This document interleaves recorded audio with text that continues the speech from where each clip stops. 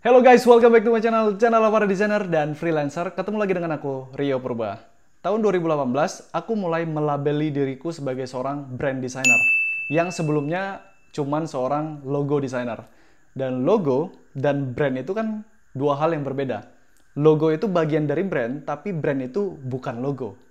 Brand itu cakupannya lebih luas, teman-teman. Nah, untuk membranding diriku sebagai seorang brand designer, aku membutuhkan hasil kerja ataupun portofolio yang bisa aku gunakan sebagai modalku untuk menjual servisku sebagai seorang brand designer. Nah, dari situlah aku mulai berpikir, kenapa nggak aku bangun aja brand Rio Purbanya, personal brand Rio Purbanya, supaya kalau berhasil, ini bisa aku jadikan modalku sebagai portofolio untuk menjual servisku sebagai seorang brand designer. So, dari itulah aku mulai serius membangun personal brand Rio Purba. Oh ya, 2 minggu yang lalu aku juga melakukan diskusi live di Instagram Live ya bersama Mas Alif Patria, yaitu Customer Development Manager di Nutrifood Indonesia. Dan juga ada Bang Dedi Pranata, yaitu merupakan seorang praktisi desain dan branding di Kota Medan juga. Nah, ilmu baru yang aku dapatkan saat diskusi live di Instagram dengan kedua orang hebat ini, 2 minggu yang lalu, dan berbekalkan pengalamanku membangun personal brand Rio Purba, makanya aku pengen membuat video ini kali ini, yaitu topiknya How could you build your personal brand in 2020, ya?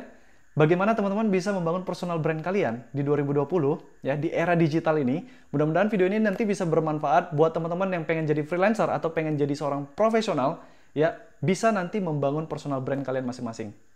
Oke, mari kita diskusikan.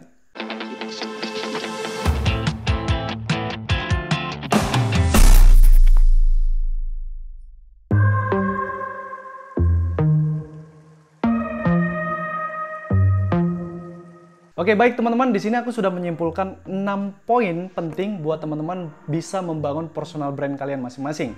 Dan poin yang pertama adalah tentukan niche kalian. Cara paling mudah menemukan niche kita adalah kira-kira hal apa yang sering kalian lakukan dalam menghabiskan waktu luang. Apakah ngedesain, atau dengerin musik, bernyanyi, atau yang lainnya gitu ya.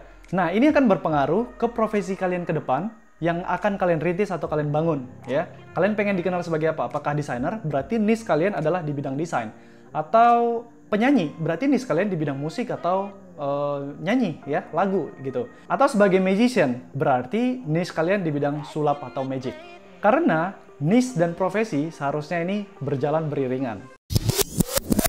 Poin nomor 2 adalah bangun personal image-mu. Personal image ini maksudnya adalah persona atau image atau citra yang pengen kita bentuk dan pengen orang ketahui kira-kira seperti apa sih Rio Purba. Nah, secara visual bisa jadi itu tampilan logo kita atau portrait ya, portrait foto profil kita atau warna dominan yang kita gunakan di dalam brand kita atau di profil kita atau di konten kita ya, atau ciri khasmu ya, ciri khas kita itu seperti apa. Misalnya Rio Purba kemana-mana pakai baju jangan pernah takut berkarya ya. Walaupun terus-terusan dibilang, bang bajunya nggak bau, nggak dicuci. Padahal aku punya satu lusin kaos seperti ini gitu. Tapi nggak apa-apa, itu kan demi membangun personal brand Rio Purba. Dan ini teman-teman harus berjalan juga sesuai dengan poin yang pertama, yaitu niche kita harus berjalan dengan personal image yang pengen kita bentuk. Misalnya nih, Rio Purba niche-nya kan di bidang desain. Nah, di sini personal image yang pengen aku bangun adalah sebagai seorang desainer. Poin nomor 3 adalah bangun skillmu. Nah, ini menarik nih, sewaktu diskusi live kemarin dengan Bang Dedi Pranata ya. Jadi Bang Dedi Pran ini bilang ada 3 tahapan dalam membangun skill kita untuk membangun personal brand kita tadi ya. Jadi tahapan yang pertama adalah competence atau kompetensi kita atau skill kita secara umum di bidang apa. Let's say katakanlah desain. Kalau Rio Purba itu kan kompetensinya atau skillnya itu di bidang desain ya. Jadi tahapan ini hampir semua orang punya. Ya, jadi desainer itu banyak. Orang yang mengaku atau melabeli dirinya sebagai desainer itu banyak sekali desainer grafis. Jadi kalau teman-teman hanya berhenti di tahapan yang pertama ini, maka kompetitor kalian akan banyak sekali. Nah, di tahapan yang kedua dalam membangun skill kalian adalah core values ya. Core values ini adalah inti nilai kalian atau inti skill kalian. Bisa dibilang spesialisasi kalian di mana sih? Kalau misalnya tadi di desain grafis itu umumnya, nah, Rio Purba mengambil spesialisasi di bidang branding, desain branding. Jadi nggak berhenti di tahapan pertama, aku menggali lagi ke fokusnya di bidang apa, desain branding. Jadi ibaratnya kalau piramida terbalik, segitiga terbalik, di atas itu, di level pertama, desain grafis itu banyak sekali kompetitornya. Tapi ketika kita mengerucutkan, menspesialisasikan skill kita, misalnya desain branding, itu kompetitor kita berkurang. Lebih sedikit lah ya pemainnya di sini gitu. Nah, di tahapan yang ketiga adalah edit values atau nilai tambahan yang kita tanamkan ke dalam skill kita. Yang orang lain mungkin nggak punya hal tersebut. Jadi bisa menguatkan authority kita atau membuat kita lebih spesial dari kompetitor kita yang lainnya gitu. Misalnya, Rio Purba kompetensinya yaitu di bidang desainer, ya di bidang desain. Kemudian core values-nya adalah di bidang design branding, lebih fokus lagi. Dan edit values-nya yang membuat Rio Purba spesial mungkin orang lain lihat, yaitu sebagai desainer vlogger. Karena apa? Karena nggak banyak desainer branding atau desainer grafis yang bermain atau membangun personal brandnya di YouTube ya, sebagai desain vlogger juga. Nah, edit values inilah yang membuat personal brand kita menjadi spesial, teman-teman. Nah, pertanyaannya, ya, apakah bisa kita membangun personal brand kita tanpa skill? Jawabannya bisa. Kan banyak tuh contoh-contohnya kan, yang berpura-pura, misalnya mereka menunjukkan citra yang bukan diri mereka gitu. Tapi tahu-tahu ketahuan, ternyata mereka tidak begitu atau mereka aslinya tidak bisa seperti itu hanya citranya saja yang dibangun, image-nya saja yang dibangun seperti itu gitu. Tapi biasanya brand-brand yang dibangun dengan kepura-puraan seperti ini itu tidak bisa bertahan lama, teman-teman. Biasanya seperti itu. Jadi teman-teman cobanya dengan cara yang bagus saja ya. Jadi bangun skill kalian itu dengan 3 tahapan tadi, yaitu kompetensinya di bidang apa, kemudian core values-nya kalian tentukan di mana spesialisasi kalian, kemudian tambahkan nilai lebih kalian atau edit values-nya yang membuat kalian lebih spesial dan berbeda dari kompetitor kalian yang lainnya. Poin yang keempat adalah membangun profil online. Oke, setelah modalnya semua ada, maksudnya niche kita udah tahu, terus kita juga sudah ada skillnya, kita udah tahu personal image yang mau kita bentuk sebagai apa, dan saatnya kita membangun profil online kita. Kan banyak tuh kan platformnya sekarang, ada YouTube, ada LinkedIn, ada Instagram. Kalau fokus di bidang desain itu ada Dribbble, Behance, dan lain sebagainya. Tapi mungkin ada yang bertanya, emang harus ya buat akun-akun kayak gitu? Ya harus ya, menurut aku harus, karena ini era digital. Karena orang itu kalau butuh bantuan atau pengen cari seorang ahli gitu ya, pengen minta bantuan, itu mereka carinya dari mana? Dari Google, dari internet, dari online, dari YouTube, dari Instagram gitu. Jadi teman-teman, poin ini sangat-sangat penting. Nah, poin nomor 5 adalah konten ya. Jadi setelah ada profil online kalian bentuk misalnya di YouTube, Instagram, LinkedIn dan lain sebagainya, saatnya membangun konten. Oke? Jadi profil itu ibaratnya motor atau kendaraan. Dan konten ini ibaratnya minyak ya. Jadi kalau kendaraan ini tanpa minyak, ini nggak bisa jalan. Oke? Tapi kalau kendaraannya ada, terus minyaknya atau kontennya itu banyak, ya kalian bisa berjalan jauh tuh dengan kendaraan tersebut. Cuma ya tadi kan kita bentuk atau bangun itu profil online kan banyak. Ada YouTube, ada LinkedIn, mungkin ada Instagram, ada Dribbble, dan lain sebagainya.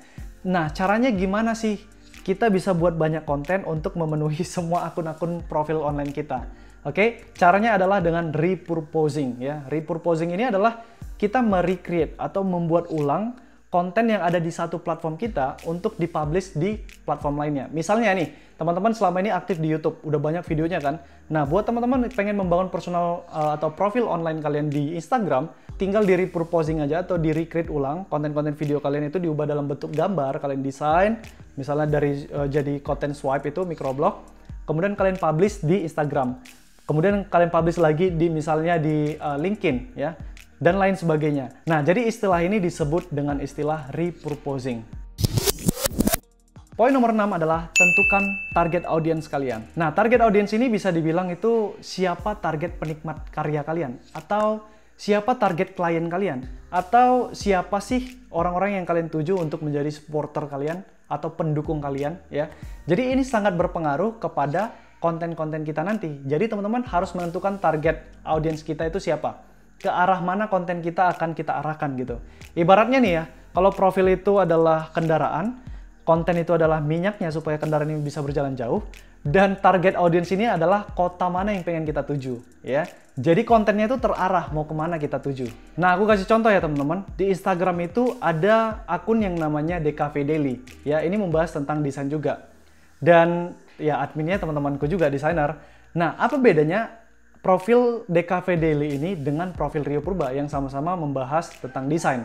Nah, jadi kalau aku perhatikan DKV Daily ini lebih kepada seperti namanya, membahas tentang desain tapi lebih ke arah DKV, lebih ke arah ke akademisi. Kalau ibaratnya kalau mahasiswa DKV dengan mahasiswa DKV ngerumpi, yaitu tentang nggak jauh-jauh dari DKV jurusannya seperti itu ya teman-teman.